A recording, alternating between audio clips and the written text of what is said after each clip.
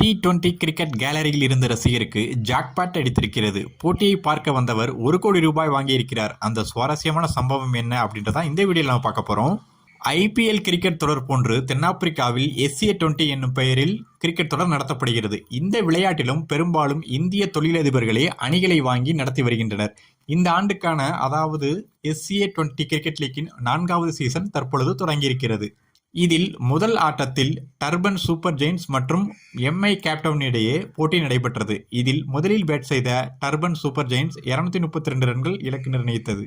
டெவன் Conway அதிகபட்சமாக 33 பந்துகளில் 64 ரன்கள் எடுத்தார். நியூசிலாந்து அணியின் முன்னாள் கேப்டன் கேன் வில்லியம்சன் 25 பந்துகளில் 40 ரன்கள் எடுத்தார். மெகா இலக்கை துரத்திய எம்ஐ கேப்டவுன் அணிக்கு ஓபனிங் பேட்ஸ்மேன் ரியான் ரிக்கல்டன் சிறப்பாக செயல்பட்டார்.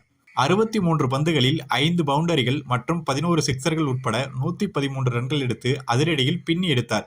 ரிக்கல்டனின் 11 சிக்சர்கள் மும்பை கேப்டவுனை வெற்றி பெறச் செய்யவில்லை என்றாலும் ஒரு ரசிகர் ₹1.07 கோடி சம்பாதிக்க அவை உதவியது.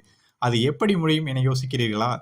மாஃபாக்கா வீசிய 13வது ஓவரின் 4வது பந்தில் ரிக்கல்டன் ஒரு சிக்சர் அடித்தார். அதனை கேலரியில் இருந்த ஒரு ரசிகர் ஒரு கையால் கேட்ச் பிடித்தார். அந்த ஒரு கை கேட்ச் தான் அவரை கோடீஸ்வரராக்கியது. SA20 கிரிக்கெட் லீக்கில் கிரிக்கெட்டை ஊக்கப்படுத்தும் விதமாக ரசிகர்கள் பிடிக்கும் ஒரு கை கேட்சுக்கு பரிசு தொகை வழங்கப்படுகிறது.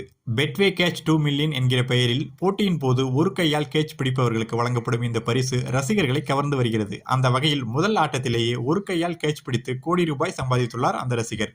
இதற்கிடையே ரியான் ரிக்கல்டன் கேப்டவுன் அணிக்காக சதமடித்து பிரகாசித்தாலும் அணியால் வெற்றி பெற முடியவில்லை. அந்த அணி 217 ரன்கள் மட்டுமே எடுத்து தோல்வியை தழுவியது.